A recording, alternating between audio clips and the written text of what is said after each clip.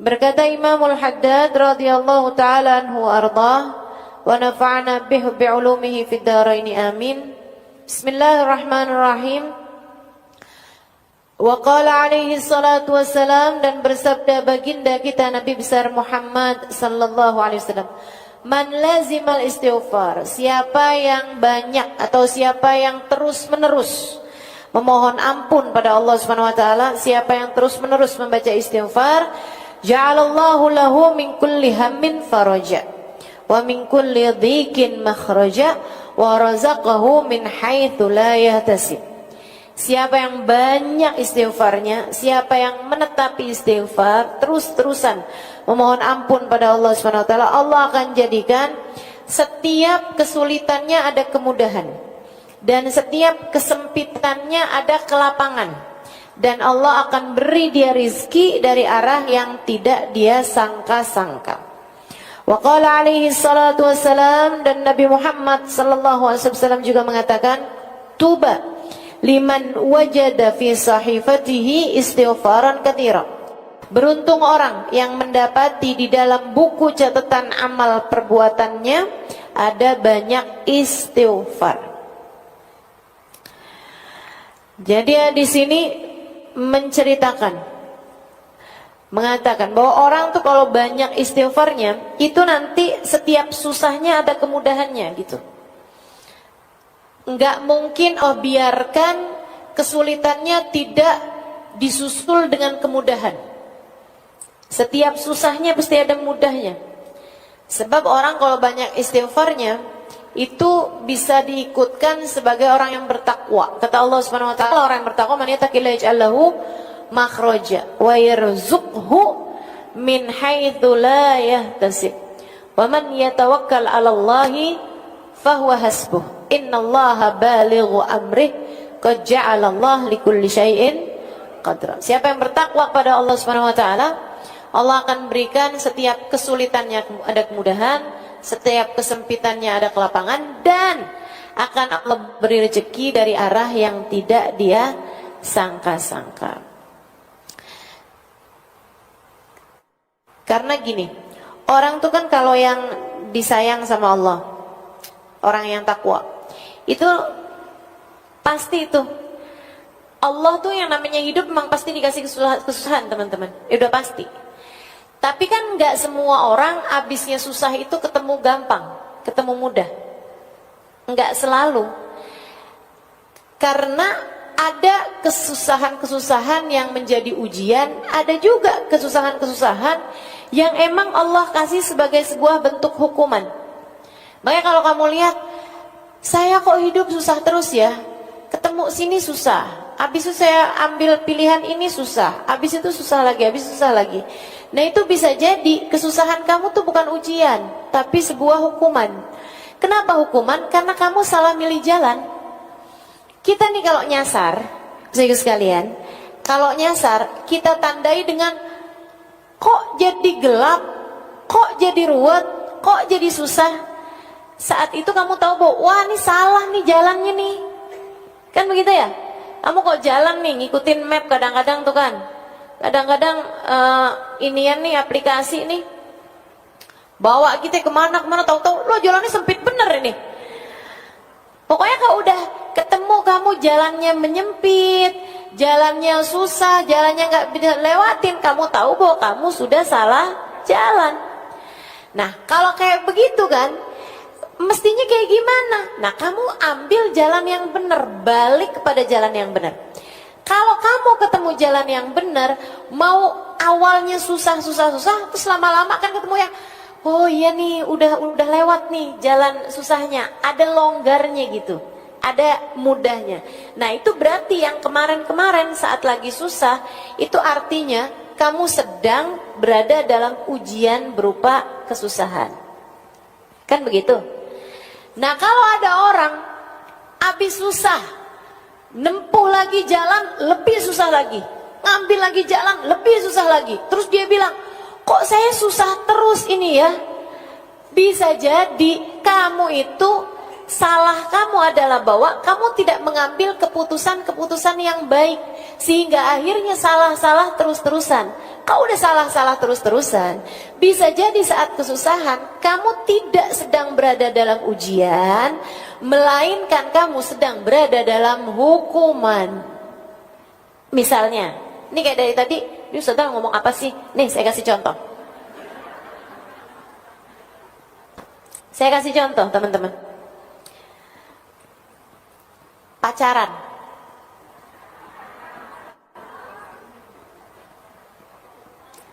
Salah apa benar? Salah. Tapi dia ikutin. Akhirnya, na'udzubillah, hamil. Susah apa gampang? Tambah susah apa tambah gampang? Tambah susah. Kemudian punya anak. Akhirnya waktu lagi hamil itu karena waduh hamil nih, gimana nih? Ya udah deh, kawin. Kawinnya kan nggak punya pilihan. Kawinlah sama orang yang menghamili itu, kan begitu. Punya anak. Habisnya nikah, kemudian melahirkan. Tambah susah apa jadi gampang? Tambah susah. Ternyata anaknya begini begitu, ternyata akhirnya siang suaminya itu dengan perempuan lain, akhirnya kemudian berantakan kehidupannya, ininya juga rumah tangganya masih belum siap, ini itu segala macam. Akhirnya anak dititipin ke panti asuhan. Wah pokoknya udah jadi ruwet semuanya, tambah kesana, tambah ruwet, tambah belangkrak nggak jelas teman-teman. Kenapa gitu? Karena pilihannya sejak awal adalah pilihan yang salah. Kalau udah kamu memutuskan, kalau kamu udah tahu jalannya itu nyasar, ya buruan putar balik.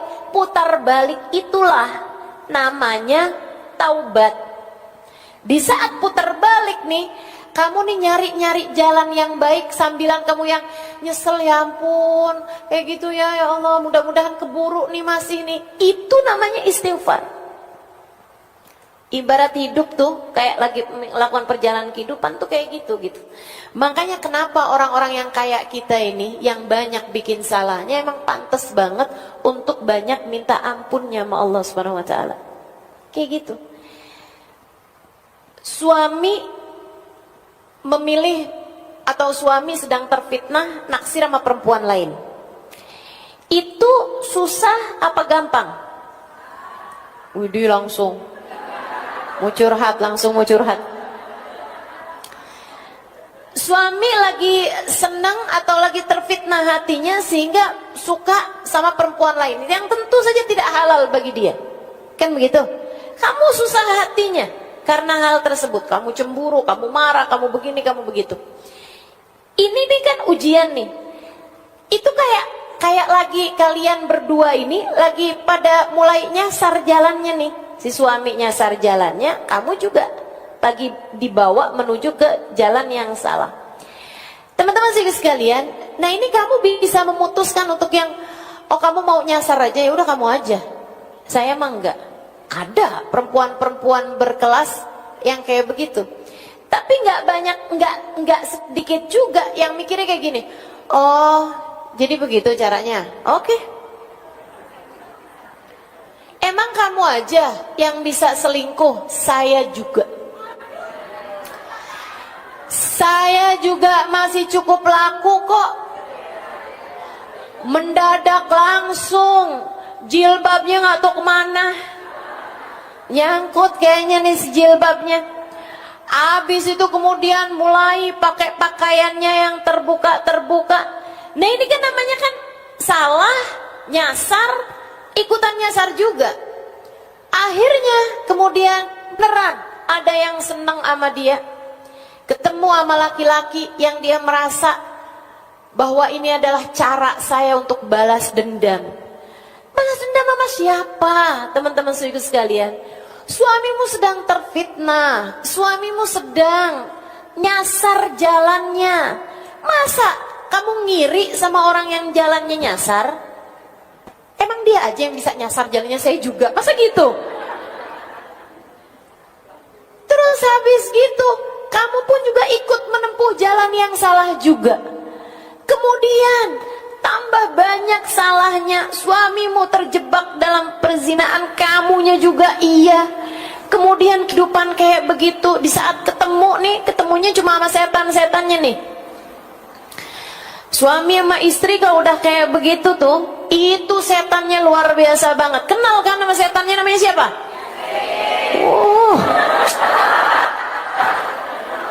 Luar biasa. Aduh. Berantakan hidup teman-teman saudariku sekalian. Berantakan. Jangan kayak begitu. Jangan, ya. Tinggalkan, pilih keputusan baik dalam kehidupan. Ini udah tahun 2026 ini. Udah berganti waktu, udah terus aja jalan. Waktu-waktu ini begitu cepatnya berlalu, teman-teman sekalian. Kita nggak menuju kecuali semakin dekat makubur kita sendiri. Kalau kita mau biarkan diri kita memutuskan salah lagi, siapa yang menurut kamu akan memperbaiki kehidupan kamu? Kalau keputusan yang kamu ambil itu benar, nih. Kalau keputusan yang kamu ambil itu benar, lagi susah-susah sekarang, nantinya itu akan ada kemudahan. Tapi kalau udah keputusan yang kamu ambil salah, saudaraku sekalian, kedepannya bakalan lebih ruwet lagi, lebih susah lagi, terus aja begitu, kamu bakalan susah terus hidupnya. Saya kesian sama kamu. Jangan mau hidup kamu susah. Kamu berhak bahagia, kamu berhak senang, dan enggak ada yang bisa nyenengin kamu, enggak ada yang bisa bikin diri kamu bahagia selain Allah. Maka enggak ada yang bisa bikin hidup kita bahagia selain Allah Subhanahu wa taala. Baru kayak begitu salah jawabnya. Nggak ada yang bisa bikin hidup kita bahagia selain Allah Subhanahu wa taala. Karena jangan ngandelin siapapun. Kamu hanya perlu dekat sama Allah. Nah, sekarang gimana caranya mau dekat sama Allah nih? Kita udah terlanjur dosa kita udah banyak. Iya, istighfar, mohon ampun sama Allah, pendekatan lagi sama Allah, bersih lagi sama Allah. Kan gitu ya? Deketin lagi Allahnya. Kita seolah berkata, ya Allah, hamba-hamba yang pendosa nih, kayak kita ini, seringkali kayak mau deket sama Allah tuh kayak malu gitu, kayak malu. Tapi kalau enggak deket sama Allah, ya kita tambah kotor. Kita kayak seseorang yang datang ke danau yang sangat jernih banget, tapi kita habis jatuh ke lubang, kita habis jatuh ke lumpur, sekalian. Terus kita bilang sama danau itu, ya ampun, betapa inginnya saya mandi dan membersihkan diri saya. Tapi saya merasa malu, saya khawatir kotoran-kotoran saya akan dapat mengotorimu. Kamu cakep banget danaunya, indah banget, jernih banget. Saya sebenarnya kepengen mandi, bersih-bersihin diri. Karena saya tahu kamu dapat melakukannya. Air yang bisa bersihin kita kan. Tapi kan kita dari kotornya tuh sampai ngerasa, ya ampun, ya apa nggak ngotorin danaunya nih, cakep kayak begini, saya mandi airnya jadi kotor. Tapi danaunya bilang, kalau kamu nggak nyebur, kapan ceritanya kamu bisa bersih? Kemarilah, mandilah, bersihkan dirimu. Sesudah itu, kamu pun akan menjadi bersih. Dan kamu gak usah perlu malu. Sebab keindahanku, kejernihanku tak akan dapat kamu mengotorinya. Allah kayak begitu. Allah kayak gitu. Malu datang ke Allah bawa dosa lagi, datang ke Allah bawa dosa lagi. Saya suka merasa kayak gitu, ya Allah, kapan nih ceritanya? kapan ceritanya ada waktu di mana saya bisa datang kepada Allah tanpa mengadukan dosa-dosa saya gitu? Kapan ada ceritanya saya datang kepada Allah tanpa ada dosa yang saya khawatirkan, karena saya udah bersih dari dosa. Tapi ternyata saya dulunya tuh mikir kayaknya ntar kalau udah tuaan bisa untuk mengatakan abu'u laka bi ni'matika alayya wa abu'u bi dzambi faghfirli fa innahu la yaghfiru dzunuba illa anta, hanya sekedar tawadhu, bukan sejatinya. Ya Allah, kau datang kepadaku dengan bergunung-gunung kenikmatan, sementara aku datang padamu dengan bergunung-gunung dosa. Tapi ya Allah, tak akan ada yang dapat mengampuninya selain Engkau, karenanya ampuni saya ya Allah. Sayyidul Istighfar yang diajarkan Nabi Muhammad SAW. Saya dulu berpikir kayaknya saya mungkin kalau udah tua-tuaan saya bisa ngomong itu, tapi saya merasa bahwa itu adalah bentuk ketawaduan. Aslinya udah terhindar dari dosa-dosa. Tapi nyatanya sesudah setua ini, ternyata kata-kata itu masih menjadi fakta. Bahwa sampai dengan sekarang, tahun berganti, bulan berganti, hari berganti, terus berganti, saya masih mengatakan kalimat tersebut bukan sekedar bentuk ketawaduan, tapi kesejatian diri ini. Ya Allah, masih malu aja nih saya ya Allah. Ternyata masih bener aja nih ucapan, Engkau datang dengan bertubi-tubi kenikmatan, sementara aku masih terus-terusan datang dengan bergunung-gunung dosa. Tapi tidak ada yang dapat mengampuninya selain Engkau. Karenanya ampuni saya ya Allah. Karenanya ampuni saya ya Allah. Banyakin minta maaf. Seenggaknya orang kalau sering minta maafnya kan mungkin buat dapat ampunannya. Dan kalau udah dapat ampunan, ini enaknya umat Islam ya. Ini enaknya jadi hambanya Allah. Allah itu teman-teman, Allah itu, kamu punya 100 dosa, datang kepada Allah bertaubat, datang kepada Allah minta ampun, Allah lupakan 100 dosamu hanya karena satu datangmu padanya. Kalau orang kebalikannya, kita berbuat baik sama orang 100 kali, begitu kita berbuat salah, orang hanya akan ingat kesalahan kita. Kan begitu? Begitu. Sama orang tuh, orang nggak usah orang, kita juga kayak gitu. Kita ngelihat orang nih baik banget, satu hari kita dengerin aibnya dia, satu hari kita tahu kekurangan dia, satu hari kita tahu kesalahan dia, satu hari kita tahu dosa dia.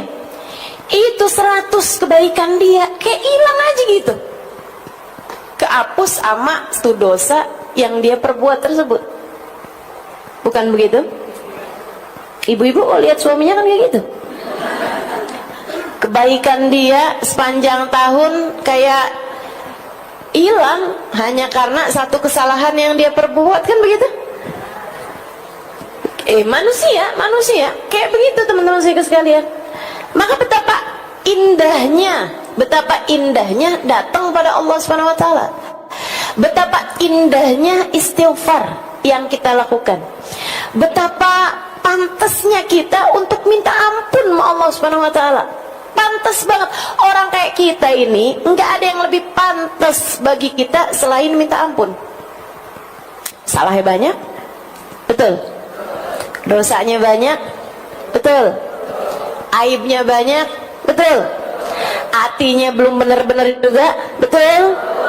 Pikirannya masih salah-salah juga, betul. Niat kita masih nggak benar-benar juga, betul.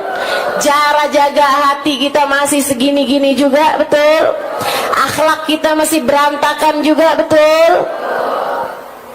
Nggak ada yang lebih pantas dari kita ini selain perbanyak istighfar. Maka mudah-mudahan orang nih kalau udah istighfarnya banyak, katanya Nabi Muhammad, Allah akan jadikan setiap kesusahan dia Allah susuli dengan kemudahan. Setiap permasalahan dalam hidupnya Allah akan kasih jalan keluarnya. Dan Allah akan kasih rezeki dari arah yang tidak disangka-sangka. Maka tetaplah memilih kebaikan dan tetaplah meminta ampun atas kesalahan dan dosa-dosa yang telah dilakukan. Insya Allah. Dalam hadis yang lain Nabi Muhammad bilang, ini kan untuk urusan dunia nih, pokoknya semua kesusahannya bakal berjumpa kemudahan, semua permasalahannya akan berjumpa jalan keluar. Nah untuk akhirat, tuba liman wajada fi sahifatihi istighfaran katsira. Di akhirat nanti beruntung orang yang ketika buka buku kehidupannya, catatan amal perbuatannya, dia mendapati banyak istighfar di dalam catatan perbuatannya tersebut. Saudara sekalian, ini bisa punya dua makna. Makna yang pertama, ya emang dia banyak istighfarnya. Dia banyak istighfarnya sehingga catatan istighfarnya banyak. Ada ribuan istighfar, tiap harinya dia baca. Ada permohonan ampun, tiap waktunya dia baca. Ada taubat dalam hatinya, ada penyesalan dalam jiwanya. Terus begitu. Teman-teman saya sekalian, terus begitu.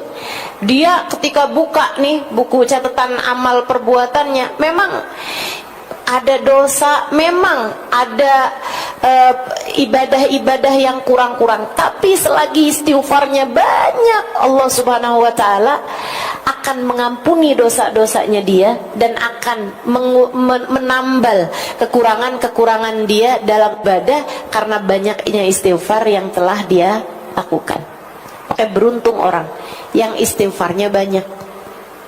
Beruntung orang yang di akhirat nanti ketika buka buku rapot istighfarnya banyak.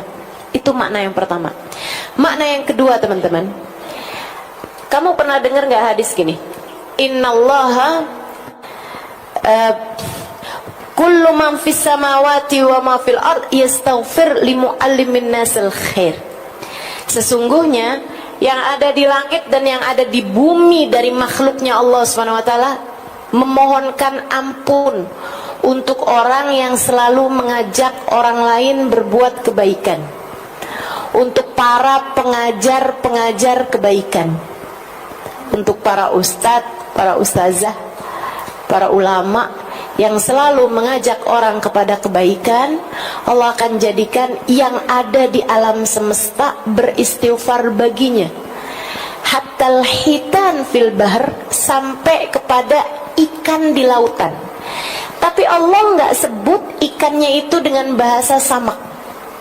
Ini salah satu dari hadis yang saya andalkan, teman-teman, yang saya harapkan,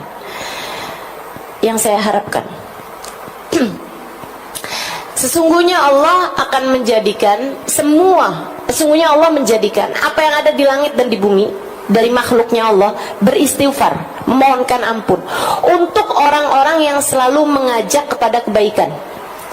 Teman-teman sekalian, hatal hitan fil bahr, katanya Nabi Muhammad, sampai ke ikan di lautan. Tapi Allah ketika menyebutkan hitan, ikan, ya, ikannya itu nggak pakai bahasa samak, tapi pakai bahasa hitan. Apa bedanya samak sama hitan, padahal artinya dua-duanya sama-sama ikan? Saudara sekalian, bedanya adalah bahwa samak adalah ikan yang punya lidah. Ikan yang punya lidah. Ikan-ikan banyak kan kayak bandeng, gurame, ikan emas, mujair, ikan dori, ikan tuna, ya, ikan sapu.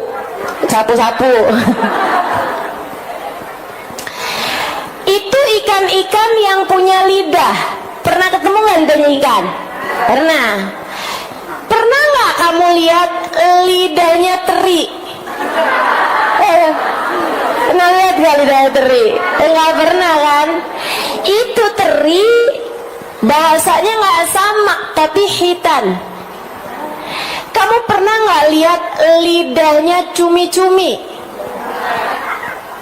Nggak tahu tuh lidahnya yang mana gitu kan? Kamu pernah nggak lihat lidahnya udang? Nggak tahu lidahnya yang mana tuh udang. Nah itu ikan-ikan yang kamu nggak bisa lihat lidahnya, itu namanya hitan.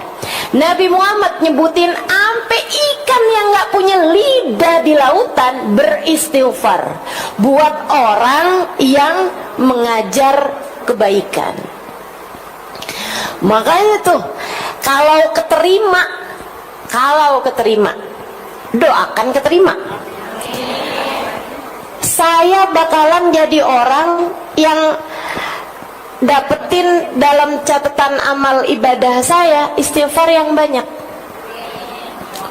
Kaget saya. Ini kayaknya bukan buku saya deh. Ini kayaknya bukan rapot saya nih malaikat om. Ini kayaknya bukan punya saya deh nih. Kenapa gitu Alimah? Wah istighfarnya banyak banget, jutaan istighfar. Mana keburu saya? Saya kayak nggak keburu istighfar segini banyaknya nih. Tapi kok tiap hari istighfar banyak banget, apalagi hari Kamis.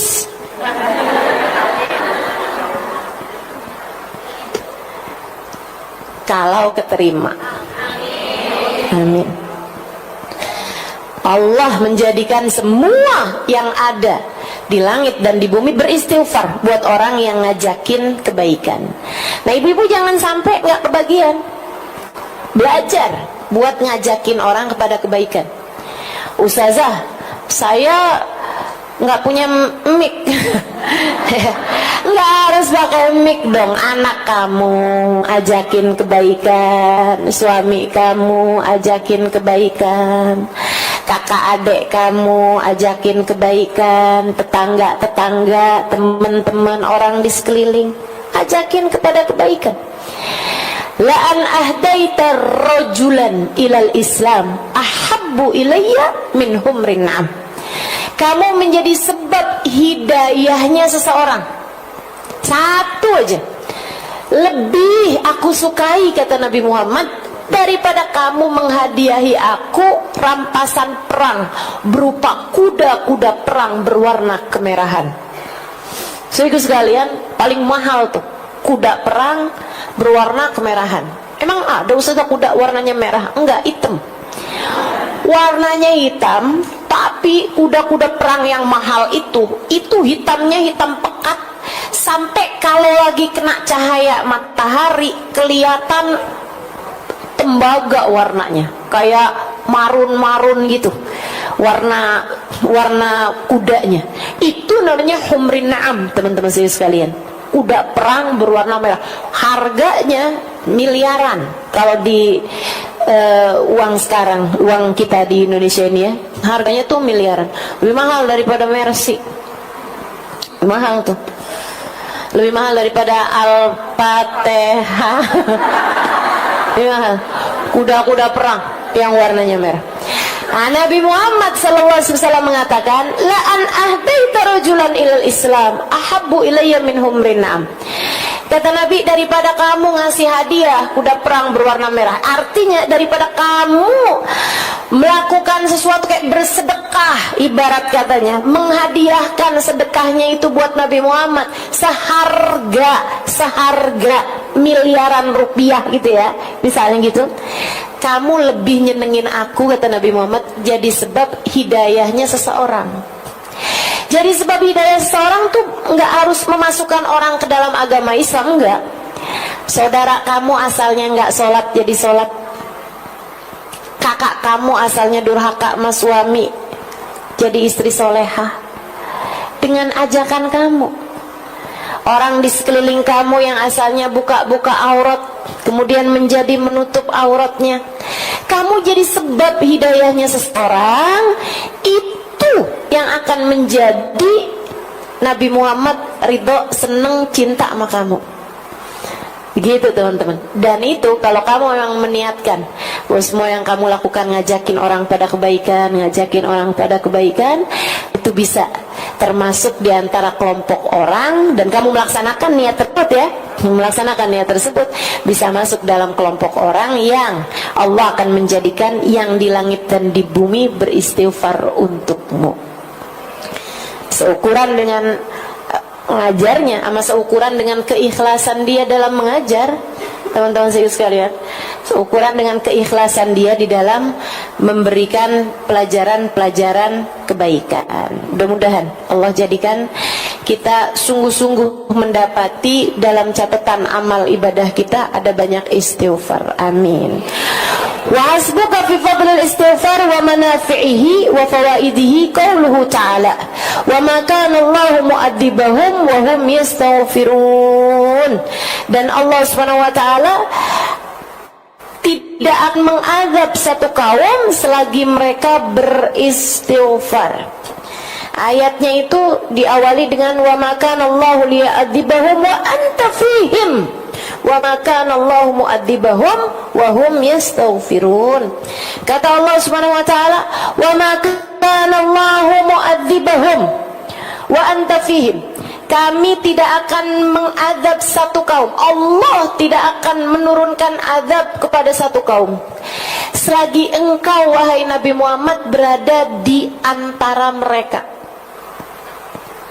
Kami tidak akan mengadab suatu kaum selagi mereka selalu beristighfar.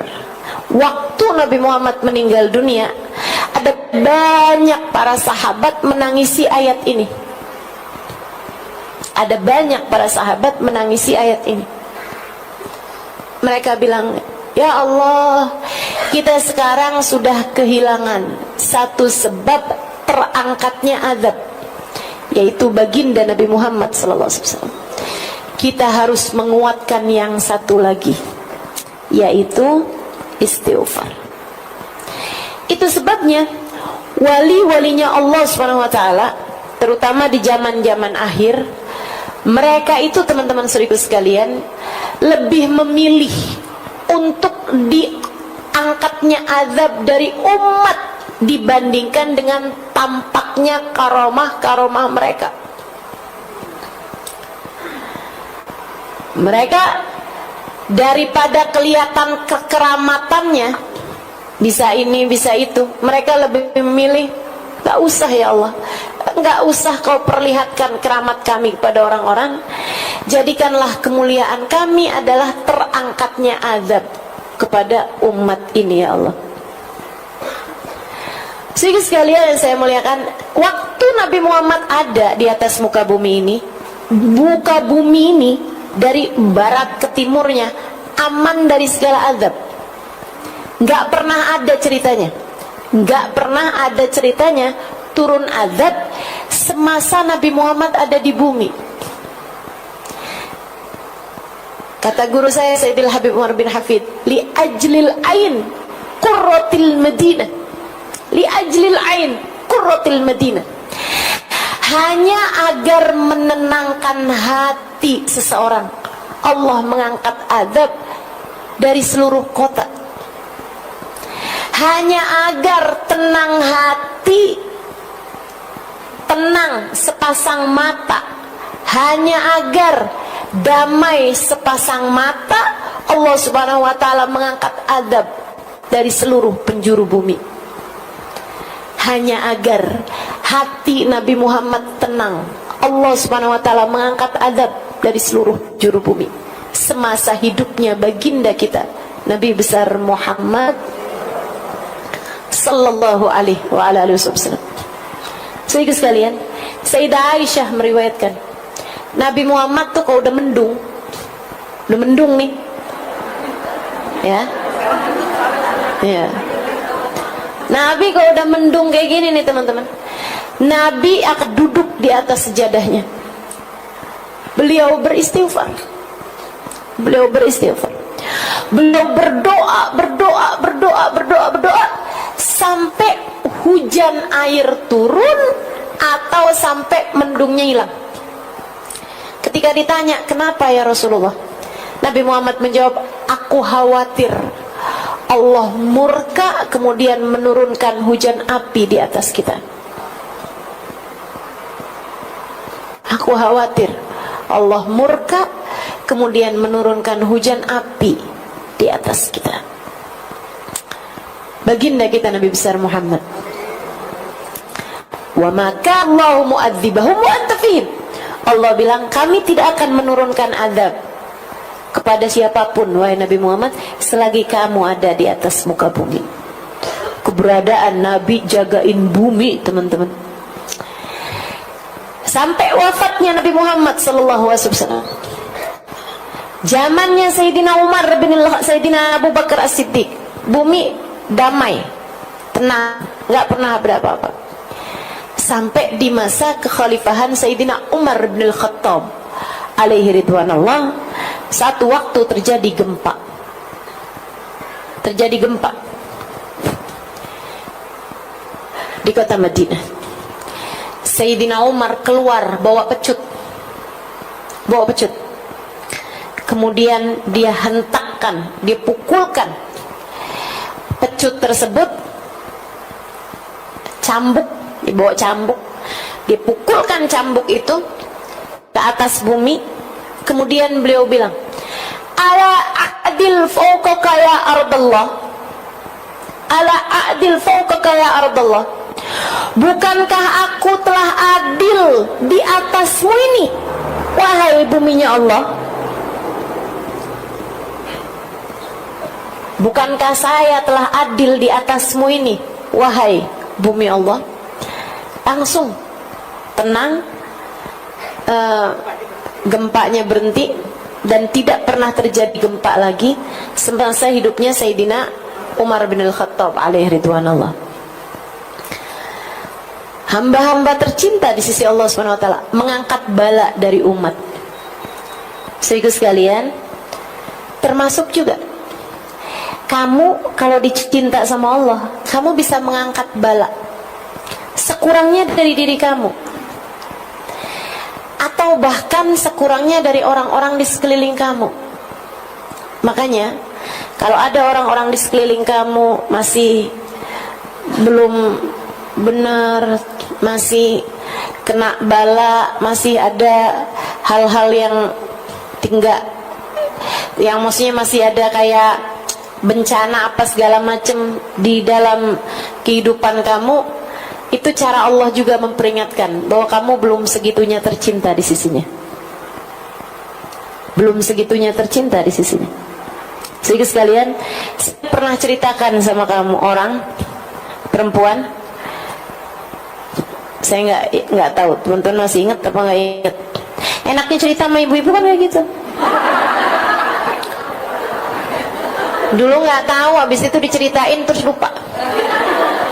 Jadi kapan aja boleh cerita. Dulu ada seorang perempuan, ada seorang laki-laki, ya. Dia tuh penasaran siapa sih jodoh dia gitu. Kok kayaknya udah sampai umur udah hampir 50-an tahun nggak nikah-nikah, ada aja halangannya sampai nggak nikah-nikah. Kok soleh, laki-laki soleh, bahkan ya kayak waliullah lah gitu ya. Seorang ulama, beliau datang mengajar kemana-mana, tapi nggak ada jodohnya gitu. Kayak ada aja halangannya, nggak ketemu jodohnya. Akhirnya satu hari dia doa kayak gini nih, ya Allah, kalau emang saya ini nggak takdir nikah di dunia, ya Allah, saya mau kau kasih tahu saya jodoh saya di surga. Gitu. Aneh doanya ya. Para jomblo nggak usah doa kayak gitu. Nggak usah, kayak segitu putus asa kamu gitu. Jangan.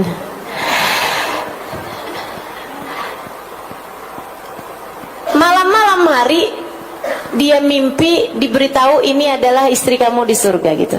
Namanya Fulana bintu Fulan al-Fulani di daerah Fulani gitu. Dikasih tahu sampai tempatnya segala. Dia pun ada ngajar, ada dakwah gitu ke daerah tersebut, ya. saat dia pergi ke kota itu, misalnya gitu, kasih tahu jodoh kamu nih dari Bogor misal gitu ya. Pas dia lagi di Bogor itu, habis selesai majelis, dia nanya, ada yang kenal nggak sama Fulan bin Fulanah bintu Fulan al Fulan? Nggak ada yang kenal. Besoknya dia pergi ke Jonggol misal, maksudnya itu Bogor tapi yang dalamnya gitu, dalamnya lagi, kampungnya lagi gitu. Nah di sana dia nanya lagi gitu, habis selesai dia nanya, ada nggak yang kenal sama Fulana bintu Fulan al Fulan? Habis selesai majelis ya, ada tuh pemuda, dia bilang, saya kenal tapi apa ya Syekh nanyain tentang dia. Kenapa emangnya?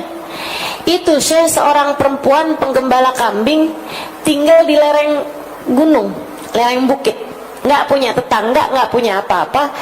Perempuan aneh yang kayaknya sebatang kara juga gitu. Kayak kita semua nggak ada yang tahu juga kehidupan dia kayak gimana, sebatang kara aja gitu di rumahnya dia gitu. Jarang-jarang komunikasi, kayak kholwat aja gitu sendirian di rumahnya. Oh, di mana rumahnya? Kasih tahu rumahnya, besoknya siang-siang gitu ya. Pergilah ke sana. Pergi ke sana kelihatan tuh atas satu lereng gunung ada satu rumah itu aja. Mau masuk ke dalam rumah, dia heran sama sebuah pemandangan. Apa itu? Ada serigala sama kambing lagi elus-elusan, lagi sayang-sayangan. Pikiran kamu jangan kotor, sayang-sayangan kayak ibu sama anaknya gitu, kayak ibu sama anaknya gitu kan sekali lihat tuh ya, anak kambing kucing lagi dielus-elus sama emaknya kan itu tuh. Nah ya, kayak gitu loh. Tapi ini serigala sama kambing, aneh banget kan dia ngeliat pemandangan itu. Akhirnya dia ketok pintu. Assalamualaikum ya Fulanah bintu Fulan al Fulani, sebutin namanya.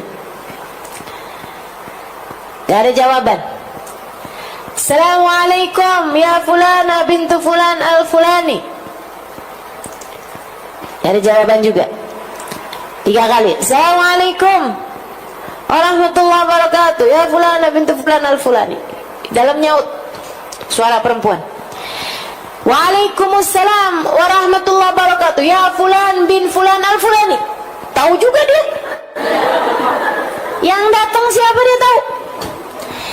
Warahmin inda babi, dan pergilah dari pintuku, bukan di sini tempat kita bertemu. Cie. Lain urusannya nih. Jadi si perempuan yang didatangi udah tahu kalau yang datang adalah calon suaminya, tapi di surga. Makanya dia bilang bukan di sini tempat kita bertemu. Kita dijodohinnya nggak di dunia nih, kita dijodohinnya ntar di akhirat. Pergilah dari pintuku ini. Terus ada jomblo jadi pada mikir nih. Saya doa juga ya. Tunjukkan saya Allah siapa jodoh saya Allah. Habis itu ketemu, kamu adalah jodohku. Ada. Tar yang datang mimpinya bukan petunjuk dari Allah, tapi malah pesan-pesan yang kirimkan sama setan. Nah itu jangan sampai juga kejadian kayak gitu. Laki-laki tersebut menjawab, marhaba, baiklah, saya akan pergi dari pintumu. Memang bukan di sini tempat kita bertemu, tapi saya cuma mau nanya satu hal sama kamu. Udah terlanjur ke sini, saya harus dapat ilmu nih. Jadi seenggaknya datang untuk menuntut ilmu.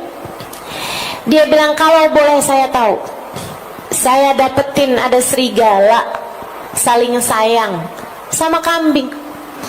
Kambingnya nggak kabur sama tuh serigala, serigalanya nggak nerekam tuh kambing. Kalau boleh saya tahu, apa yang membuat rahmat Allah segitu besarnya turun padamu sampai kambingnya dijaga sama Allah nggak kena adnya serigala. Ya kan gitu. Mestinya tuh untuk kambing ketemu sama serigala nih kan terekam teman-teman. Dan itu kan bala segede-gede bala buat kambing, ya kan? Tapi ini kok kamu sampai segala kambingnya kamu aja loh dijaga sama Allah. Kambing kamu nih sampai dijaga sama Allah segitunya gitu. Apa sebabnya? Perempuan tersebut menjawab, innahu mahad rahmah min indillah. Saya rasa itu memang rahmatnya Allah aja gitu. Cerita ini pernah diceritakan Sayyidil Habib Umar bin Hafid. Teman-teman sekalian, salah satu dari ilmu-ilmu yang berulang kali saya mendengarkannya dari Sayyidil Habib Umar bin Hafid dalam pelajaran-pelajaran beliau. Akhirnya dia bilang, ya udah kalau gitu saya pamitan. Ya memang kalau udah rahmatnya Allah, Allah mau ngasih yu'ti man yasha kan gitu. Allah ngasih aja, nggak pakai pandang bulu gitu kan. Kalau Allah mau ngasih aja gitu. Jadi dia bilang saya nggak ngerti sebabnya apa, tapi itu pembelian dari Allah SWT. Oh ya udah kalau gitu saya pamitan. Tapi baru beberapa langkah dia bilang, tunggu, barangkali. Kenapa Allah memberikan ini pada saya adalah karena la'allahu khaslah Husailah saghirah kanat ma'i. Mungkin ini disebabkan karena saya punya satu sifat kecil, sifat baik kecil ada dalam diri saya. Dia bilang apa itu? Saya kalau sedang berada dalam panas tidak berharap dingin. Saya kalau berada dalam dingin tidak berharap panas. Saya kalau sedang berada dalam keadaan lapang tidak berharap sempit, dan sempit tidak berharap lapang. Saya kalau lagi nggak punya duit nggak berharap punya duit, kalau punya duit nggak berharap nggak punya duit. Kalau yang kedua gampang, tapi yang pertama itu yang repot. Saya kalau sedang sehat nggak berharap sakit, ya iya. Tapi saya kalau sedang sakit pun saya tidak berharap sehat. Saya tahu apapun yang Allah Subhanahu wa Ta'ala tetapkan adalah yang terbaik, sehingga saya menerimanya dengan penuh sukacita. Saya rasa itulah sebabnya kenapa Allah Subhanahu wa Ta'ala menurunkan rahmatnya pada saya. Laki-laki tersebut mengatakan, innahu laysat husailah, innaha khaslah kabirah. Itu sih bukan sifat kecil, itu adalah sifat besar yang tidak dimiliki kecuali oleh para hamba-hamba terkasih, tercinta di sisi Allah. Kamu bagaimana? Ya Allah, terima tuh, gampang. Maksudnya orang yang hidupnya pandai menerima putusan-putusannya Allah Subhanahu wa Ta'ala, ridho sama keputusan Allah, Allah pun mudah untuk ridho kepada hamba tersebut. Nih teman-teman sekalian, sebab diangkatnya azab. Jadi ada orang-orang di atas muka bumi ini yang menjadi sebab diangkatnya azab. Perempuan ini nih jadi sebab diangkatnya azab kepada binatangnya, bahkan kambingnya aja sampai Allah angkat azabnya di itu, yang seharusnya pantas-pantasnya didapat ketika berjumpa sama serigala, begitu kan? Jadi sekalian, waktu Sayyidina Umar bin Abdul Aziz hidup dan memerintah khilafah Islamiyah, nggak ada kambing diterkam serigala sekekuasaan beliau. Coba tuh liatin. Emang kalau pemimpin baik tuh pengaruhnya buat umat tuh besar sekali. Maka kita doakan mudah-mudahan Allah kasih pemimpin baik buat kita. Dan kalau ada pemimpin jahat, mudah-mudahan biarkan mereka berhadapan dengan Allah Subhanahu wa Ta'ala.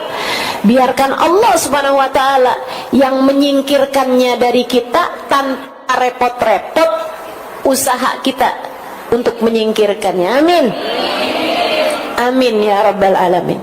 Saudaraku sekalian yang saya muliakan, Mukminin nih, Sayyidina Umar bin Abdul Aziz. Makanya satu waktu ada serigala mendapati kambingnya diterkam, ada penggembala mendapati kambingnya diterkam sama serigala. Dia lagi di tengah-tengah gembalaannya, dia dapetin ada yang teriak kenceng banget, dia samperin ke sana, ternyata salah satu kambingnya diterkam sama serigala. Beliau langsung pegang kepalanya seraya mengatakan, "Mat Amirul Mukminin ya Nas, mata Amirul Mukminin Umar bin Abdul Aziz. Ayo kita semuanya pergi ke kota. Amirul Mukminin Umar bin Abdul Aziz meninggal dunia." Dan benar. Sebab semasa hidupnya Amirul Mukminin Umar bin Abdul Aziz jadi penyebab Allah angkat bala dari semua negerinya. Rakyatnya semua dijaga Allah Subhanahu wa ta'ala karena keadilan, kesolehan, rahmat yang Allah Subhanahu wa ta'ala berikan kepada Sayyidina Umar bin Abdul Aziz. Subhanallah. Jadi hari di mana kambing itu dimakan oleh serigala, hari itulah menjadi petanda bagi penggembala kambing bahwasanya Umar bin Abdul Aziz meninggal dunia. Sedikit sekalian, kita nggak mau lagi mengoreksi penguasa-penguasa kita. Katanya Nabi Muhammad, sebagaimana rakyatnya seperti itulah pemimpinnya. Ya, emang kitanya juga kayaknya belum benar-benar amat juga ya, ya kan? Nah, korupsi di mana-mana, taan di mana-mana, kezaliman di mana-mana. Ya wajar aja lah kalau masih punya pemimpin kayak begitu. Meskipun kita akan terus berusaha untuk berdoa, tapi sekurangnya biar keberadaanmu mengangkat bala dari orang di rumahmu sekurangnya. Suami kamu biar dijauhkan dari bala karenamu. Jangan malah kamu jadi sebab balanya dia. Sejak kawin mak kamu saya sial mulu, astagfirullah. Astagfirullah. Semoga kamu jadi sebab terangkatnya bala dari kedua orang tuamu. Semoga kamu jadi sebab terangkatnya bala dari anak-anakmu. Semoga kamu jadi sebab terangkatnya bala dari semua yang ada di dalam rumahmu. Amin ya rabbal alamin. Nah, itu sebab Nabi Muhammad, keberadaan beliau di satu tempat menjadi sebab terangkatnya bala, bahkan dari seluruh penjuru bumi. Gak ada yang diadab tuh waktu Nabi Muhammad ada di atas muka bumi. Begitu Nabi Muhammad meninggal dunia, para sahabat banyak yang nangisi ayat ini nih. Ya ampun, sebab terangkatnya bala dari kita udah yang satu, yaitu keberadaan Nabi Muhammad diangkat di atas muka bumi. Kita hanya tinggal bisa mengangkat bala dari sebab yang satu lagi. Apa itu? Istighfar. Wa ma kana Allahu mu'adzibahum wa hum yastaghfirun. Dan Allah tidak akan menurunkan azab kepada satu kaum selagi mereka mustaghfirun, yastaghfirun, selagi mereka selalu beristighfar. Ini Allah nggak bilang hum mustaghfirun dan mereka adalah orang-orang yang beristighfar, karena orang-orang yang beristighfar akan tetap disebut beristighfar selagi mereka memperbanyak istighfar walaupun sedang tidak beristighfar.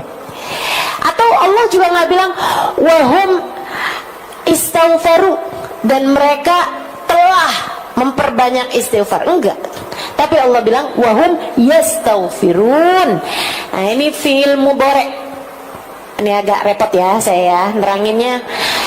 Tapi nggak apa-apa, tetap harus saya terangin biar siapa tahu di sini ada yang belajar nahwu, belajar sorof, belajar fadilatul ma'ani, gitu ya. Fadilahnya makna-makna itu fi'il mudhari', teman-teman, punya faidah lil istimrar. Punya faidah lil istimrar, punya arti senantiasa.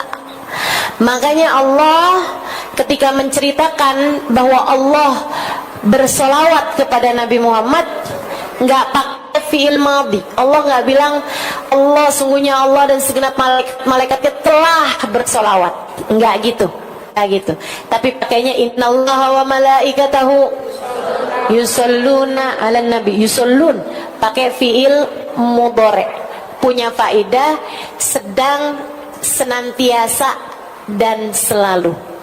Ya, punya faedahnya salah satunya adalah dengan senantiasa, punya arti senantiasa. Artinya Allah tidak akan menurunkan azab kepada satu kaum selagi mereka selalu senantiasa beristighfar. Istighfar yang banyak. Biar Allah angkat azab. Angkat azab dari dirimu. Karena dosa-dosa ini pantas bikin kita diadab sama Allah. Mudah-mudahan Allah angkat azab dari kita ini, teman-teman.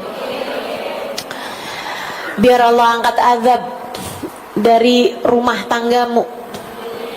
Biar jadi rumah tangga yang terjaga.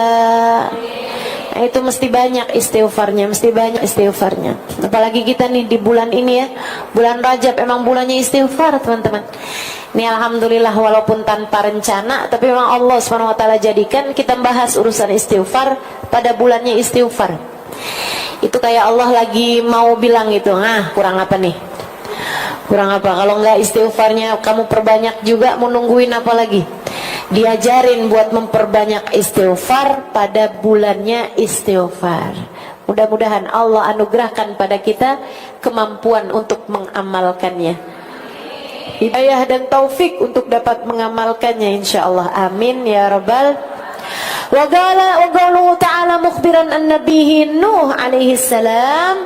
Dan juga fadilahnya istighfar banyak banget nih. Ucapannya Nabi Nuh alaihi salam dalam surat Nuh, dari ayat 10 sampai dengan ayat 12 di sini ya. Faqultu astaghfiru rabbakum innahu kana ghaffara yursilis samaa'a 'alaikum midrara yumdidkum bi amwali wa banina wa yaj'al lakum jannatin wa yaj'al lakum anhara. Dan aku berkata kepada umatku, istaghfiru rabbakum, beristighfarlah kalian wahai umatku kepada Allah. Mohon ampunlah kalian semuanya kepada Allah. Innahu kana ghaffara, sesungguhnya Allah adalah zat yang maha memberikan ampunan. Kamu harus beristighfar kepada Allah. Kenapa? Biar kamu diampunin. Itu sebab utamanya. Kamu punya banyak dosa, kamu perlu banyak ampunan, makanya beristighfarlah pada Allah SWT. Mohon ampun sama Allah SWT. Innahu kana ghaffara, Allah maha pengampun. Teman-teman saudara sekali, Habib Umar pernah dalam salah satu majelisnya membahas hal ini nih. Saya gak lama mikirin ini dan jadi sebab ketakutan sekaligus harapan. Salah satu dari hal-hal ini, teman-teman, ucapan-ucapannya ulama, ucapan-ucapannya orang-orang soleh, itu jadi kayak obat buat kita. Ada seorang sahabat saya bilang, dia bilang subhanallah, memang ucapan orang soleh, ucapan ulama itu jadi kayak obat buat kita. Kita nih kadang-kadang kayak ibu-ibu nih, kayak nerima ilmu, asal jangan pakai penolakan ya. Asal kayak hati kamu tuh jangan ada keraguan-raguan terhadap apa yang saya ajarkan, gitu kan? Jangan sampai ada di hati kamu, sudah lima nih ngomong, saya ngomongnya doang. Emang ustadzanya sekarang udah kayak gimana sih?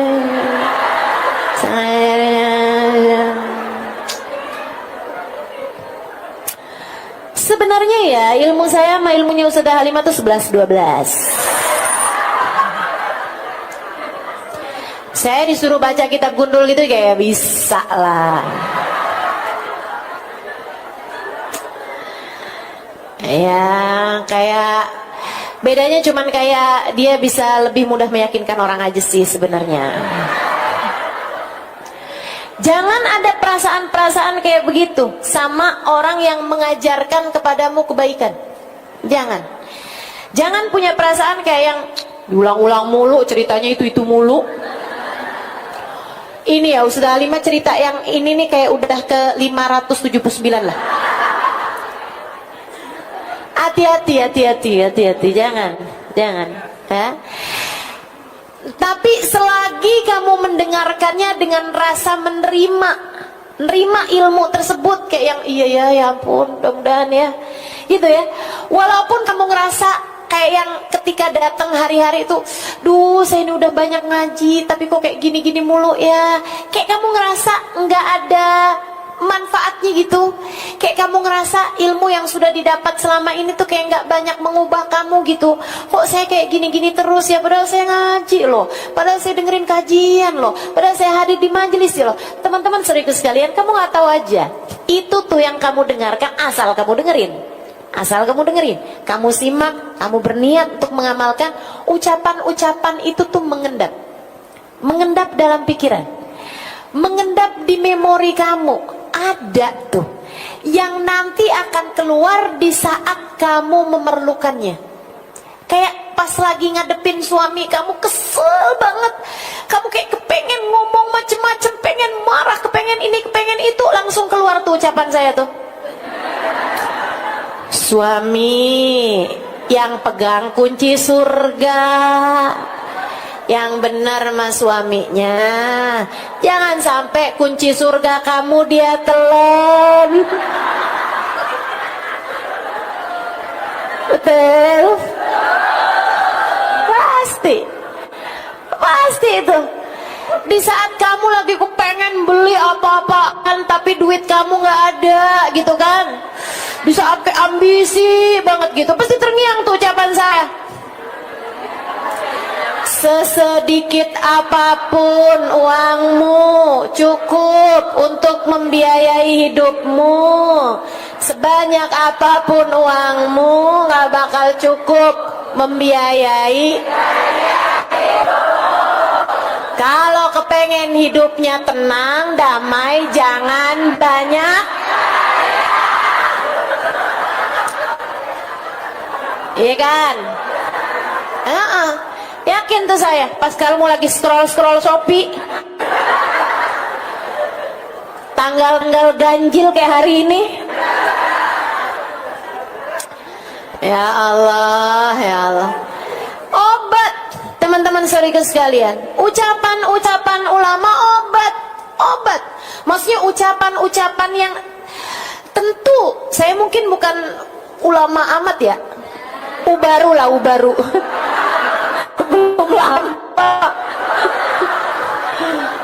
Belum lama masuk baru. Tapi itu kan saya mengucapkannya berdasarkan ilmu, jadinya jadi obat, begitu kan ya? Kalau pas kamu lagi kesel sama anak nih, kayak kamu masukin lagi ke perut gitu.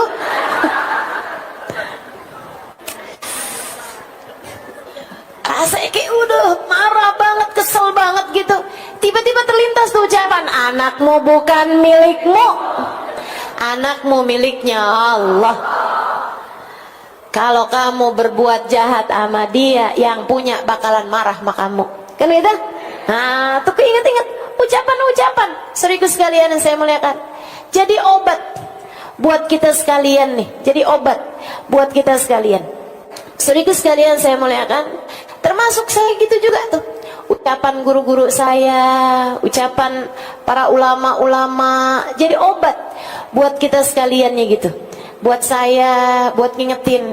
Salah satu dari ucapan Sayyidil Habib Umar bin Hafid yang seringkali jadi obat buat saya nih. Saya kasih tahu. Katanya Habib Umar dalam salah satu kajian beliau, Innallaha la yubali. Habib Umar bilang, kamu jangan pikir Allah tuh cuma punya sifat 99 itu aja. Asmaul Husna tuh sifat-sifatnya Allah. Apalagi kalau kamu nyangka bahwa sifat-sifatnya Allah ya hanya sifat wajib, sifat mustahil, sifat jaiz, itu enggak gitu. Kata Habib Umar bin Hafid, sifat-sifatnya Allah banyak. Salah satu dari sifatnya Allah Subhanahu wa taala, ada Allah punya sifat la yubali. Allah tidak peduli. Allah tidak peduli. Salah satu sifatnya Allah adalah la yubali, Allah tidak peduli. Allah tidak peduli nih teman-teman sekalian. Allah nggak peduli kamu anaknya siapa. Allah nggak peduli kamu muridnya siapa. Allah nggak peduli kamu ibunya siapa. Bahkan Allah kalau lagi benar-benar marah, kadang-kadang gak peduli kamu umatnya siapa, Allah cabut hidayah tersebut hingga kamu tidak lagi jadi umatnya Nabi Muhammad sallallahu alaihi wasallam. Allah gak peduli. Allah gak peduli. Allah gak peduli. Sebagaimana Allah juga gak peduli kalau lagi mau ngasih juga Allah gak peduli. Allah gak peduli seberapa besarnya dosa-dosa kamu. Kalau Allah udah ridha, Allah udah senang, Allah ampunin aja semuanya dan Allah tidak peduli. Mau orang nih dosanya segede-gede gunung Uhud sekalipun, mau kayak hampir bumi ini dia penuhi dengan dosa, bukan hanya dosa kecil tapi dosa besar sekalipun, andai ada orang ngebunuh begitu banyak orang sekalipun, kalau Allah ridho sama dia, kalau Allah mau sama dia, kalau Allah kemudian mengampuni dosa dia, Allah ampuni aja dan Allah nggak peduli. Hajjaj bin Yusuf, teman-teman saya sekalian, membunuh lebih daripada 70.000 wali. Nggak main-main. Di zamannya Sayyidina Hasan al-Basri, di zaman habisnya Nabi Muhammad SAW, arogan, pemimpin arogan, zalim, dia bisa membunuh hanya karena satu lembar bulunya yang jatuh.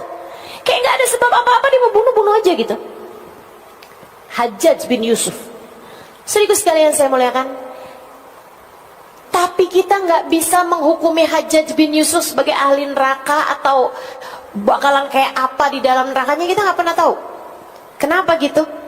Seorang ulama menceritakan, dia bilang Hajjaj bin Yusuf di akhir hidupnya dia bilang kayak begini, ya Allah, semua orang menyangka engkau tidak akan mengampuniku karena besarnya dosa-dosaku, tapi mereka lupa tentang seberapa besar ampunanmu kepada hamba-hambamu.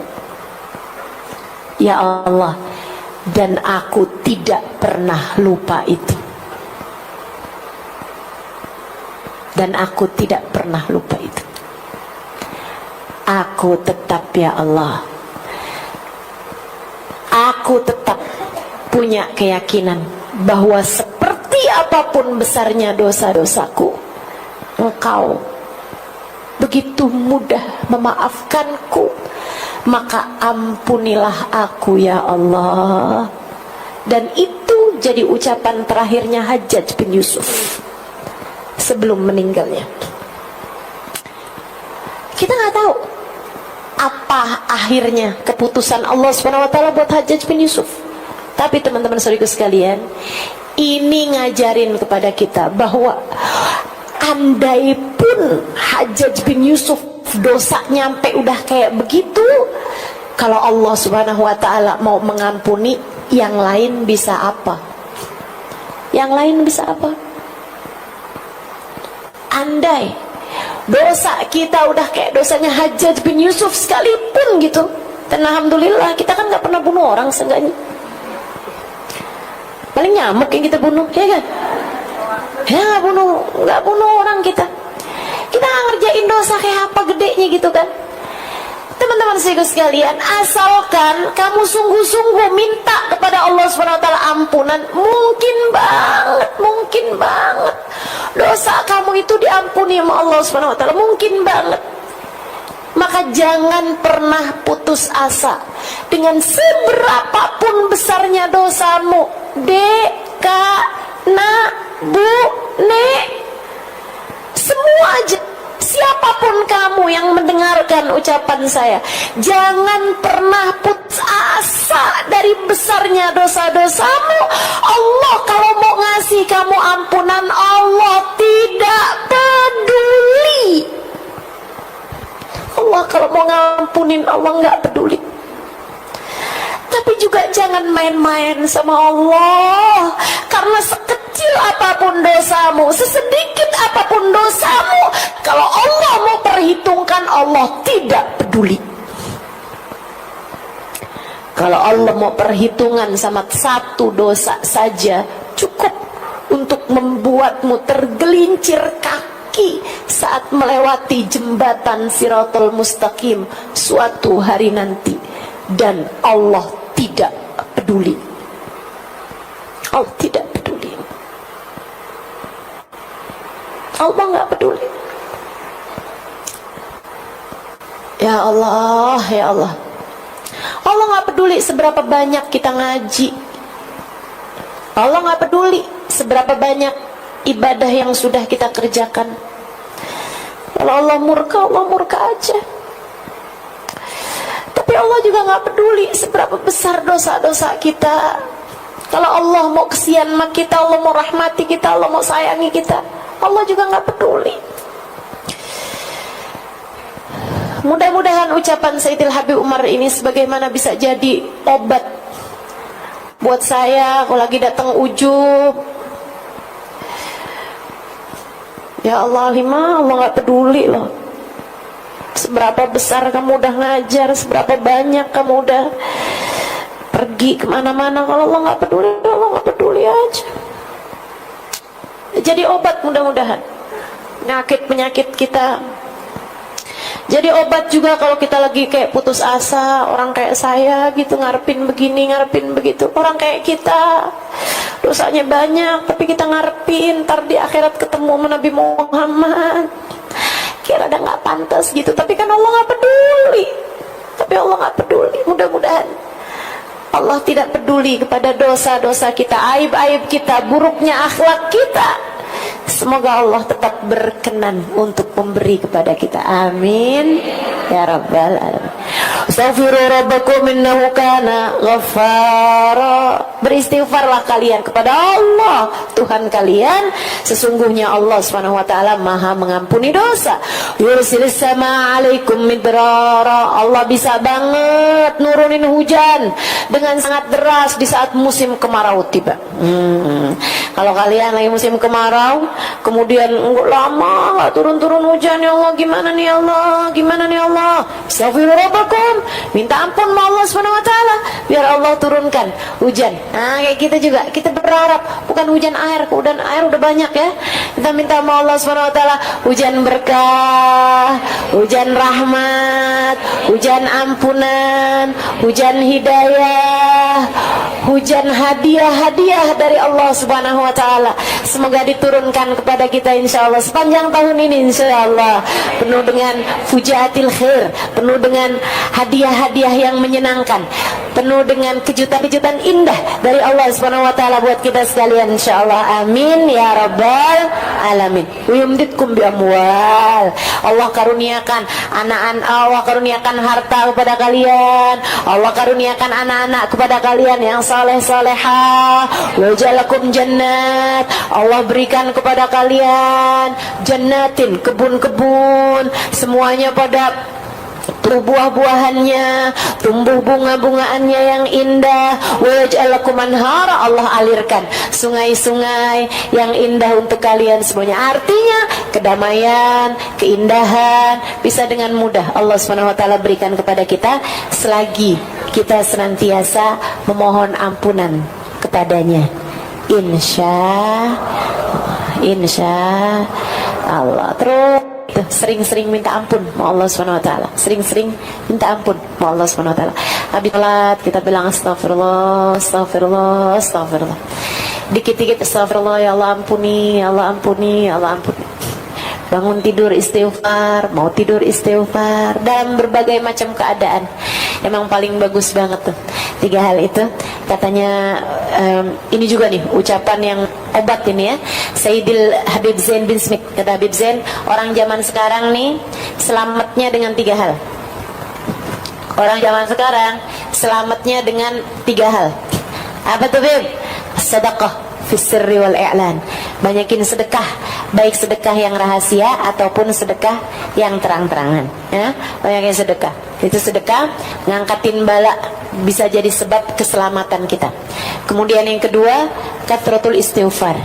Banyakin istighfar. Banyakin istighfar. Kasratus sadaqah fis sirri wal i'lan. Kasratus sadaqah Fisri wal i'lan. Kemudian lagi yang keduanya tadi kathratul istighfar, banyakin istighfar. Dan yang ketiganya kathratus salah ala nabiil mukhtar, perbanyak membaca salawat pada baginda Nabi besar Muhammad sallallahu alaihi wasallam. Ketiga hal tersebut kalau kamu perhatikan jalan hidup kamu nih, tiga hal ini insyaallah banyak kemungkinan selamatnya hidup kita di atas muka bumi ini. Mudah-mudahan bisa diamalkan. Amin ya rabbal alamin. Wassallallahu ala sayyidina Muhammadin wa ala sallam. Alhamdulillahirabbil alamin. Bulan Sya'ban. Nah, ini ya, kita di bulan Rajab kita banyak istighfar. Pokoknya terus aja tuh kerjain tuh yang habis subuh sama habis maghrib. Kemudian lagi yang hari-hari kita juga terbanyak minta ampun sama Allah. Di majelis-majelis belakangan ini juga saya sering membahasnya masalah perbanyak istighfar dan taubat pada Allah Subhanahu wa taala. Minta ampun sama Allah SWT. Lagi kumpul-kumpul banyak orang, banyakin minta ampun sama Allah. Kamu juga habis selesai sholat malam, minta ampun sama Allah buat kamu, buat orang-orang di rumah kamu, buat keluarga kamu, buat sahabat-sahabat, buat semua umat Islam. Doain biar semuanya pada diangkat semua sama Allah SWT, diampuni dosa-dosanya insyaallah. Amin ya rabbal alamin. Nah, karena nanti masuk bulan Sya'ban, teman-teman sekalian, bulan Sya'ban itu katanya Sayyidil Habib Zain Bismik, Habib Zain mengibaratkannya sama pengantin ya. Kata Habib Zain, ini kayak ibarat pengantin tuh bulan Rajab, bulan bersih-bersih, bulan mandi, bulan cakep-cakepin diri deh, bulan bersih-bersihin kotoran-kotoran, daki-daki ini semua nih, keringat-keringat ya. Nah, kalau kita mau jadi pengantin tuh kan ada namanya di spa, di sauna, di tangas, di lulur, di ratus, di apaan aja tuh kan, buat katanya biar keringatnya, daki-dakinya pada keluar, begitu kan ya, buat bersih-bersihin badan, dimandiin, pakai bunga berapa macam rupa, kayak sabun berapa macam inian gitu kan, wangi-wangiin, dibersih-bersihin kan begitu. Nah, kalau masuk bulan Sya'ban, syahrut tahalli. Jadi bulan Rajab syahrut takhalli, bulan bersih-bersih, bulan ngosong-ngosongin dari dosa-dosa, bulan nyapu-nyapu, bulan nyapu-nyapu, ngangkatin sampah-sampah. Itu pada bulan Rajab. Teman-teman saya sekalian, sebulan, mudah-mudahan jadi bulan yang cukup untuk Allah Subhanahu wa taala melihat kesungguh-sungguhan kita dalam mohon ampun pada Allah Subhanahu wa taala. Kemudian masuk bulan Sya'ban, syahrut tahalli, bulan berhias. Bulan Rajab bulan berhias, bulan Sya'ban bulan berhias. Ibarat pengantin, kamu udah mulai tuh pilih-pilih bajunya yang mau dipakai, gitu kan? Mulai hias-hias, mau nyari muak, kan gitu ya? Nyari sendalnya, nyari sepatunya, nyari ininya, nyari hiasan-hiasan rumahnya. Kita berhias-hias nih, mulai nih ngecat temboknya rumah kita, mulai ngecat, bagus-bagusin kamar, mulai berhias-hias. Kita di bulan Sya'ban. Nanti bulan suci Ramadan, bulan mulai naik ke pelaminan, bulan kamu bersanding dengan Allah Subhanahu wa taala. Karenanya yang enggak bersih-bersih di bulan Rajab kayak orang jadi pengantin tapi baru habis jatuh ke lumpur. Jangankan pasanganmu, ama satpam aja kamu udah diusir dari gedungnya. Siapa nih? Lumpur semua di badannya, terus mau naik ke pelaminan, ya nggak bisa, teman-teman sekalian, nggak keterima. Makanya kalau kamu ngerasain, kenapa ya ini bulan Ramadan loh ini, tapi kok saya malah ngerjain dosa, tapi kok saya susah mau ibadahnya, kayak berat banget nih saya ngerjain ibadah di bulan suci Ramadan. Itu teman-teman, karena kamu nggak cukup persiapannya. Rejebnya nggak benar, Rejebnya nggak benar. Makanya guru saya Kiai Haji Maimun Zubair, beliau bilang, liatin orang kalau bagus Rejebnya bakalan bagus Ramadannya. Orang kalau bagus Ramadannya bakalan bagus 11 bulan sesudahnya. Makanya kamu kalau kepengen benerin nih sepanjang tahun nih bakalan bener mulai nih dari bulan Rejeb ini nih. Kamu benerin diri di bulan Rejeb, ntar bener bulan Ramadannya. Kalau bulan Ramadannya bener, Ramadan ila Ramadan kafarah lima bainahuma. Bulan Ramadan ke bulan Ramadan berikutnya ngapusin dosa di antara tengah-tengahnya. Ngejagain 11 bulan sesudahnya dengan bagusnya Ramadan kita. Teman-teman sekalian, yuk kita belajar nih, insyaallah mudah-mudahan. Bulan Rajab istighfar, taubat, minta ampun sama Allah Subhanahu wa taala, bersih-bersih dari segala dosa, ninggalin dosa, minta maaf sama orang-orang yang pernah kita zalimi nih di bulan Rajab. Nanti masuk bulan Sya'ban, bulan kita berhias. Maksudnya gimana Ustazah? Bu, Kak, Dek, Nak, berhias. Pakai apa? Sebenarnya bukan pakai apa, tapi pakai siapa? Hiasan semesta, bahjatud dunia wa zinatuha, keindahan semesta dan hiasan terindah di semesta bernama Sayyiduna Muhammad. Sayyiduna Muhammad. Kamu pengen berhias, menghiasi diri kamu biar cantik, biar patut, biar pantas, biar enak dilihat sama Allah Subhanahu wa taala. Kamu mesti miripin diri kamu sama Nabi Muhammad sallallahu alaihi wasallam. Kamu mesti deketin diri kamu sama Nabi Muhammad sallallahu alaihi wasallam. Bulan Sya'ban, bulan kamu mendekat kepada baginda Nabi besar Muhammad sallallahu alaihi wasallam. Deketin Nabi. Deketin Nabi. Gimana caranya deketin Nabi? Praktekkan Nabi dalam dirimu. Maksudnya gimana Ustazah? Akhlaknya coba pakai dalam akhlakmu. Akhlaknya Nabi memaafkan, belajar buat mudah maafin orang. Akhlaknya Nabi gak marah walaupun ada orang berbuat kayak gimana sama beliau. Belajar buat gak gampang marah, belajar buat gak gampang tersinggung. Pakai akhlak Nabi dalam diri kamu. Pakai sunnah-sunnah Nabi dalam dirimu. Nabi Muhammad salah satu sunnahnya mudah tersenyum. Ini hal kecil kayaknya, tapi nggak kecil. Kalau kamu ketika melakukannya, niat kamu memiripkan diri kamu sama Nabi Muhammad, sehingga senyum kamu nggak pakai tanggal. Sama suami senyumnya nggak pakai tanggal, nggak pakai abis ngelihat angka di transferan kamu baru bisa senyum, nggak pakai gitu.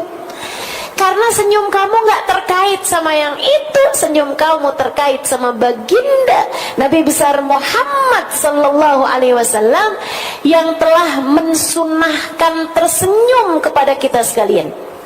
Kata para sahabat, faqad ra'ayna ma ra'ayna ahadan. Saya udah perhatiin semua orang, saya nggak pernah lihat ada orang senyumnya lebih banyak dan lebih indah daripada baginda Nabi besar Muhammad sallallahu alaihi wasallam. Nggak ketemu orang senyumnya lebih manis daripada Nabi Muhammad. Nggak ketemu orang senyumnya lebih sering, lebih banyak daripada baginda Nabi Muhammad sallallahu alaihi wasallam. Teman-teman saya sekalian, kita mungkin nggak bisa nyontoh manisnya senyumnya Nabi. Emang mukanya emang udah manis kan Nabi? Kita ini kan emang udah segini-gininya gitu kan. Tapi sekurangnya kita bisa nyontoh seringnya senyumnya Nabi, banyaknya senyumnya Nabi Muhammad. Belajar buat sering senyum. Bulan Sya'ban, ya sebelum itu juga kita udah latihan duluan ya kan begitu ya. Nah nih kita menyambut bulan Sya'ban dengan belajar sedikit demi sedikit sunnah Nabi kita praktekkan. Senyum sama anak-anak kita, senyum sama suami kita, senyum sama saudara-saudari kita. Saudara sekalian, Nabi Muhammad bilang, apabila dua orang bertemu salaman, turun 70 rahmat kepada dua orang tersebut. Ketemu ucap salam, salaman gitu ya. syaratnya laki-laki sama laki-laki, perempuan sama perempuan, gitu kan?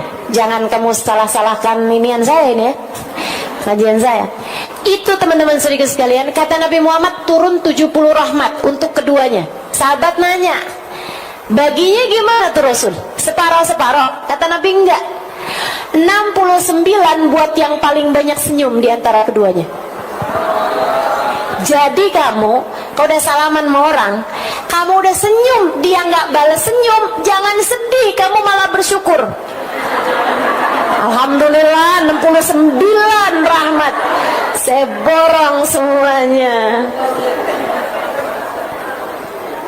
Saya borong semuanya. Senyum. Ibtisamak ala wajhi akikal mu'min sedekah. Senyummu di wajah seorang mukmin bernilai sedekah, kata baginda kita Nabi besar Muhammad sallallahu alaihi wasallam. Dan lebih daripada itu semuanya teman-teman sekalian, berhias dengan Nabi Muhammad adalah dengan memperbanyak berselawat kepada baginda kita Nabi besar Muhammad. Makanya bulan Sya'ban para ulama menyebutnya sebagai Syahrus Salah ala Nabil Mukhtar, yaitu bulannya kita bersolawat kepada Nabi Muhammad sallallahu alaihi wasallam, biar juga ngepasin ucapannya Nabi Muhammad, wa Sya'ban syahri, Sya'ban adalah bulanku, dan ngepasin juga fakta bahwasanya firman Allah Subhanahu wa taala yang berbunyi, a'udzubillahi minasyaitonirrajim, bismillahirrahmanirrahim, innallaha wa malaikatahu ya ayyuhalladzina amanu wasallimu taslima. Firman tersebut turun pada bulan Sya'ban. Maka bulan Sya'ban, bulannya kita mendekat kepada Nabi Muhammad, dengan kita melaksanakan sunnah-sunnahnya Nabi, dengan kita belajar mempraktekkan akhlaknya Nabi dalam kehidupan, dan juga dengan kita memperbanyak bersolawat kepada Nabi besar Muhammad sallallahu alaihi wasallam. Lebih lagi kita mengajak orang kepada kebaikan, sebab kan caranya bikin Nabi Muhammad senang adalah dengan kita mengajak orang kepada kebaikan. La an ahdaita rajulan ilal Islam ahabbu ilayya min humrin na'am. Kamu menjadi sebab hidayah seseorang, satu orang aja, lebih aku sukai, kata Nabi Muhammad, daripada kamu menghadiahi aku kuda-kuda perang berwarna merah, harta rampasan berupa kuda perang berwarna merah. Nah ini mudah-mudahan kita dapat mengamalkannya insya Allah, sehingga masuk bulan suci Ramadan kita udah pantas bersanding. Sehingga ketika masuk bulan suci Ramadan, saat kita puasa, Allah memandang kita dengan cinta. Saat kita buka puasa, Allah mengabulkan doa-doa kita. Saat kita terawih, Allah menerima semua amal ibadah kita. Saat kita baca Al-Quran, Allah memandang kita dengan pandangan kasih sayang. Indah Ramadan untuk orang-orang yang masuk Ramadan dalam keadaan penuh kesiapan, yaitu dengan bersihin diri di bulan Rajab, berhias diri pada bulan Sya'ban. Rabbana zalamna anfusana wa illam taghfir lana wa tarhamna lanakunanna minal khasirin. Rabbana atina fid dunya hasanah wa fil akhirati hasanah wa qina adzabannar. Subhana rabbika rabbil izzati amma yasifun wa salamun alal mursalin walhamdulillahi rabbil. Membebaskan diri hati. Nah ini tema kita hari ini, membebaskan diri dari penyakit hati. Bu, karena yang berpenyakit ini bukan cuman badan. Kita disebut manusia karena punya badan dan juga punya hati. Dan yang bisa kena sakit bukan cuman badan kita, Bu. Badan kalau sakit ujungnya cuman mati. Dan mati itu nggak pakai sakit, semua orang juga emang pasti. Orang hidup belum tentu sempat sekolah. Orang hidup belum tentu sempat nikah. Orang hidup belum tentu habis nikah dapat anak. Orang hidup muda belum tentu sampai tua, tapi yang pasti semua orang hidup pasti merasakan mati. Badan tuh seapa-apanya sakit. Kalau sakit badan ujungnya cuman mati, dan mati itu keharusan, keniscayaan sebagai seorang manusia. Masalahnya kalau sampai yang sakit bukan badan tapi hati. Bu, Dek, Nak, mau sebut ibu-ibu doang soalnya banyak adik-adiknya nih ntar ngiri. Jadi sekarang nih kayaknya mesti nyebut semua generasi nih. Bu, Dek, Nak, Nek. Ada nenek-nenek juga ya. Hati kalau sakit bahayanya besar. Kenapa gitu? Bisa nggak selamat? Sebab Allah Subhanahu wa taala mengatakan dalam Al-Qur'an, ala lisani sayyidina Ibrahim al-Khalil, sesuai dengan lisannya Nabi Allah Khalil, ketika Allah menceritakan tentang doanya Nabi Ibrahim alaihi salam, Rabbi la tukhzini yawma yub'atsun yawma la yanfa' mal wala banun illa man atallaha biqalbin salim. Kata Allah, ya Allah, jangan hinakan saya di hari Engkau membangkitkan hamba-hambamu. Jangan buat saya kecewa di akhirat nanti, ya Allah. Yauma la yanfa' mal. Akhirat, hari orang gak selamat bawa harta. Wala banun, hari orang gak selamat bawa anak. Jadi yang punya anak banyak jangan bangga dulu. Wah, saya mah tenang dah, punya anak 30. Jangan bangga dulu, sebab keselamatanmu tidak tergantung dari itu. Yauma la yanfa' mal wala banun. Lantas yang selamat orang yang datang bawa apa? Illa man atallah biqalbin salim. Yang selamat adalah orang yang datang pada Allah dengan bawa hati.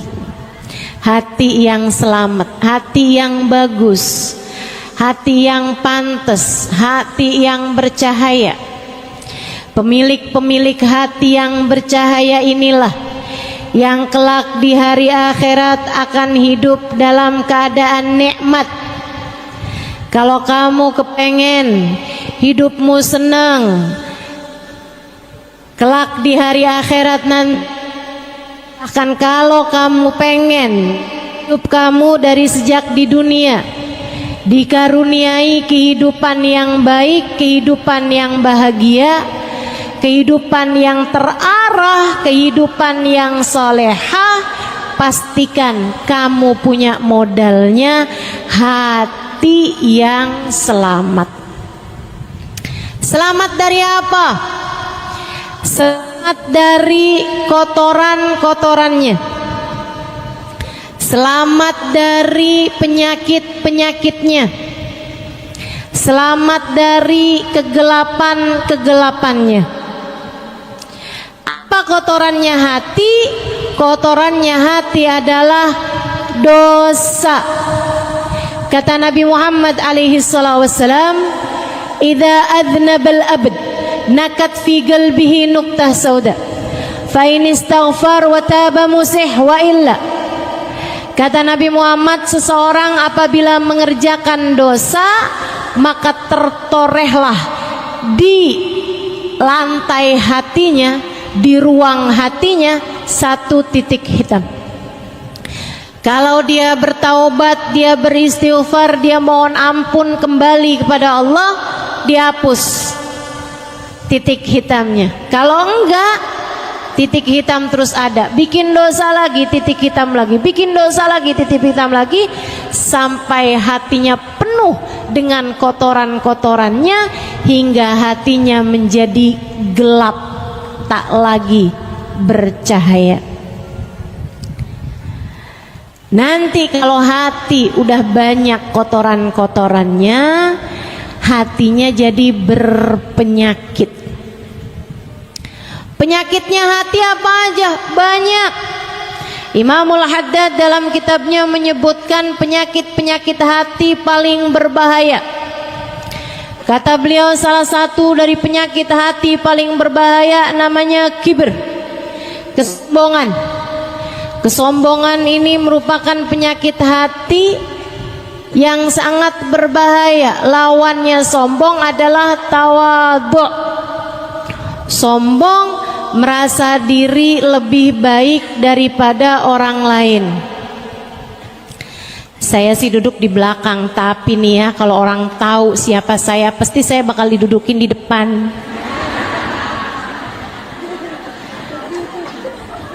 Sebelahan mau ustazah, kalau perlu dipangku mau ustazah.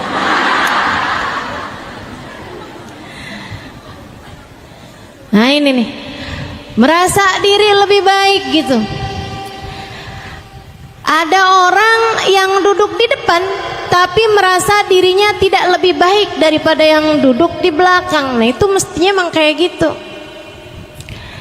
Yang berbahaya, udahlah dia duduknya di belakang, maju-maju, pengen duduknya paling depan, pakai dorong-dorong orang. Ada yang begitu? Mana orangnya? Ada yang ngacung di belakang. Insyaallah. Hati-hati sama sifat namanya kesombongan.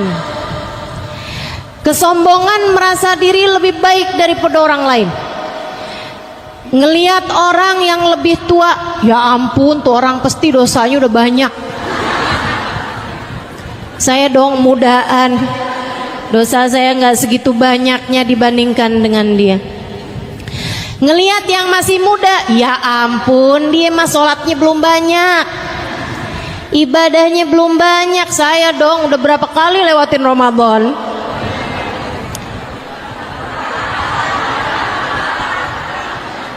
Ngerasa diri lebih baik daripada yang muda-muda.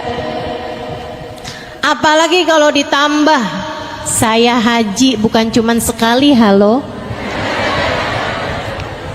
Jadi panggilannya udah bukan hajjah lagi tapi